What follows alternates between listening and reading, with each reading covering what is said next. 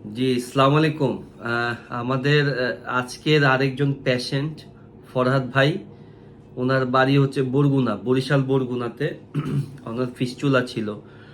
উনি আমার কাছে অক্টোবর মাসের কবে অপারেশন করলো? 10 তারিখ। 9 তারিখে। অক্টোবর মাসের 9 তারিখে সে অপারেশন করেছে। অপারেশন করে পরের দিন ছুটি। আজকে ফার্স্ট টাইম, আজকে 10ই ডিসেম্বর 2024 ফরহাদ আমাদের কাছে আসছে। আমরা তার পাইপও চেক করলাম, একদম ভালো, সম্পূর্ণ শুকিয়ে গেছে। তো ফরহাদের কাছ থেকে শুনুন। ফরহাদ। আসসালামু আলাইকুম। প্রথমেই আমার মহান রবের কাছে শুকরিয়া আদায় করি, এবং যার মাধ্যমে আজকে আল্লাহ রাব্বুল আলামিন আমাকে সুস্থতা দান করেছেন, আমি তার প্রতি কৃতজ্ঞতা জ্ঞাপন করি। আমার ব্যক্তিগতভাবে বলি, আমার প্ল্যান ছিল ভারতে, যে আমি ভারতে যাব, এরকম একটা প্ল্যান ছিল। ভারতের প্ল্যান থাকলে এখন তুমি বিপদে পড়ে যেতে। ভারতে তো সব পরবর্তীতে যখন আল্লাহ রাব্বুল আলামিন যা করে মানুষের ভালোর জন্যই করেন, বা মানুষকে ভালো পথই দেখান, তো স্যারের যে কোনো ক্রমে আমি তাকে অনলাইনের মাধ্যমে তার একটা ভিডিওর মাধ্যমে আমি তাকে দেখি, এবং ওই ভিডিওটা দেখেই আমি তার সবগুলো ভিডিও দেখা শুরু করি। দেখতে দেখতে এক পর্যায়ে তার প্রায় 20 থেকে 25টার মতো ভিডিও দেখার পর আমার নিজের ভিতরে একটা কনফিডেন্স চলে আসে যে ইনশাল্লাহ আমাকে আর ভারতে যেতে হবে না, ইনশাল্লাহ আমি আমার দেশে এবং ঢাকাতেই যে আল্লাহ রাব্বুল আলামিন আমাকে সুস্থতা দান করবেন, এরকম একটা কনফিডেন্স যে আমার নিজের ভিতরে চলে আসছে। তো সর্বোপরি আমি আসি, স্যারের সাথে দেখা করি, এবং আল্লাহর রহমতে ইনশাআল্লাহ আজকে 2 মাস পর রব্বুল আলামিন আমাকে সুস্থতা দান করেছেন।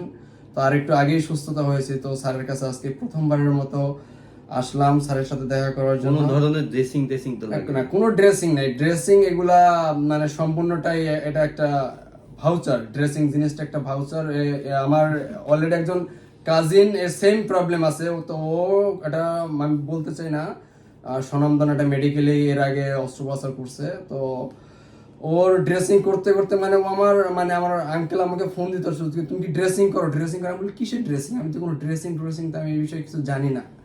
ড্রেসিং বলে কি বলো, ড্রেসিং লাগে না? আমি বলি না, আমার তো এই বিষয়ে কোনো ড্রেসিং বা কোনো কিছুই লাগলো না, বা এরকম অনেকেই এই বিষয়টার প্রতি একটাই হয় যে ড্রেসিং লাগে না, এটা আবার কেমন অপারেশন হলো, এটা অনেকেই কনফিডেন্স। আর অনেকের ভিতরে একটা ভয় থাকে যে অপারেশন জিনিসটা আসলে আর কি, বা কতটা আহামরি একটা বিষয়। আমি বিশেষ করে আমার জেলার মানুষ বা আমার রিলেটিভ যারা এই ভিডিওটা দেখবেন বা আমাকে দেখছেন এই মুহূর্তে, আমি তাদেরকে বলি, অনেক পেশেন্ট আছেন যারা এই বিষয়ে ভুক্তভোগী আছেন, কিন্তু তারা ভয়ে অপারেশন করাতে চাচ্ছে না। আসলে অপারেশন জিনিসটা এতটা টাফ কিছু না, বা জটিল কিছু না। আমার এই প্রথমবারের মতো আমার শরীরে অস্ত্রোপচার হয়েছে, বাট আল্লাহর রহমতে যে মানুষ বলে পিঁপড়ার কামড়। ও খুবই, তুমি বলো, তুমি অজ্ঞান হওয়ার সময় তুমি একটু ভয় পাইছিলাম না?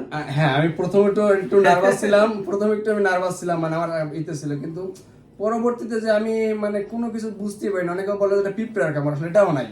এই পিঁপড়ার কামড় জিনিসটা আমি অনুভব করতে পারি না, আসলে এটা পিঁপড়ার কামড় আমাকে দিছে বা কিছু এরকম কোনো কিছু আমি রিয়ালাইজ করতে পারি নাই। আর বিশেষ করে আমি স্যারের ব্যাপারে বলতে চাই না, কারণ আমি তার কাছে বসে তার প্রশংসা করতে চাই না। এছাড়া অনেকগুলো ভিডিওই আছে যেগুলো মানুষ বলছে বা বলে, আমি তো দেখি ভিডিও, আমি নিজেই দেখি। সেক্ষেত্রে আমি স্যারের প্রশংসা আমি নিজে করে তাকে তার কাছে বসে তার প্রশংসা করে তাকে প্রফুল্ল করতে আমি চাই না। সেহেতু আমি রব্বুল আলামিনের কাছে একটা কথাই বলি যে রব্বুল আলামিন তাকে মানুষের সেবা করার আরো তৌফিক দান করুক, তাকে নেক হায়াত দান করুক, যাতে সে মানুষের সেবা করতে পারে। এবং তার স্পেসিফিক অনেক কিছু গুণ আছে যেগুলো সিক্রেট, এগুলো আমি বলতে চাই না, কারণ অনেকেই এটা সুযোগ নিতে চাবে। তো এই গুণগুলো থাকার কারণে রব্বুল আলামিন যেন তাকে ন্যাক হায়াত বা আরো পূর্ণতা দান করে। যে আসলে আমি আমার লাইফে এই এরকম একজন ডক্টরের যে আমি কাছে এসে তার সাথে এতটা নমনীয় ভাবে, এতটা ক্লোজ, এতটা ফ্রেন্ডলি, আমি তার সাথে প্রতি সপ্তাহে যোগাযোগ করেছি।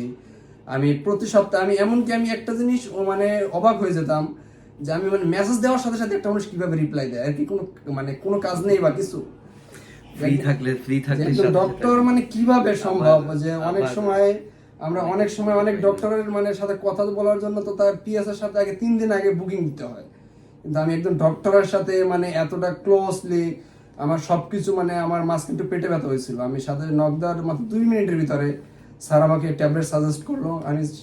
আমি ঠিক সেই মাফে মেডিসিন খাওয়ার পরে আমি আলহামদুলিল্লাহ ঠিক হয়ে গেছি।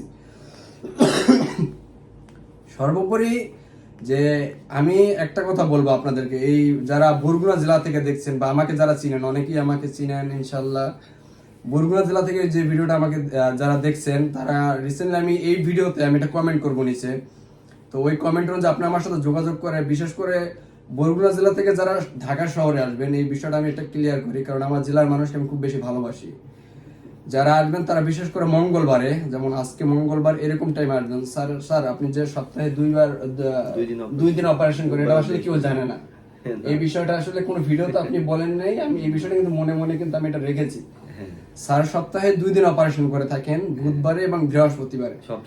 সপ্তাহে 2 দিন অপারেশন করেন, তিনি দৈনিক অপারেশন করেন না। যারা আমাদের বরগুনা জেলার বিশেষায়িত বরিশাল বিভাগের, তারা যদি স্যারের কাছে আসেন মিরপুর 11-তে ডেল্টা হেলথ কেয়ারে, তো আমি মনে করি যে মঙ্গলবার দিনটা খুব বেস্ট, একটা ভালো একটা দিন। এই দিনটা আসলে স্যারের সাথে আপনি ভালোভাবে মানে দেখাশোনা করে বা পরে অপারেশনের ডেট বা করতে পারবেন, ফিক্স করতে পারবেন, বুঝতে মানে যদি আপনার প্রয়োজন হয় সেই তাগিদে। তো সর্বোপরি আলহামদুলিল্লাহ আমি আমার রবের কাছে শুকরিয়া জ্ঞাপন করছি এবং আমি স্যারের নেক হায়াত কামনা করছি। Thank you. তো সবাই ভালো থাকেন। আজকে আমি কোনো কিছু বললাম না, কারণ ফরহাদই সবকিছু বলছে, আজকে ফরহাদি স্পিকার। তো সবাই ফরহাদ ভাইয়ের জন্য অবশ্যই দোয়া করবেন। আমাদের বাংলাদেশের বিভিন্ন জেলায় বিভিন্ন পেশেন্ট সব জেলাতে আস্তে আস্তে হচ্ছে। মানুষের ভরসা ভালোবাসা পাওয়া, এটা অনেক বড় একটা ব্যাপার। অপারেশন তো সবাই করে, বাট সাপোর্ট বা সহযোগিতা, এটা সবচেয়ে বড় একটা ব্যাপার। আমার কাছে যারা অপারেশন করছে, তারা আমার সম্পর্কে জানে। আমি চেষ্টা করি হেল্প করার, সাপোর্ট করার, বাকিটা তো আল্লাহ পাক আছেই।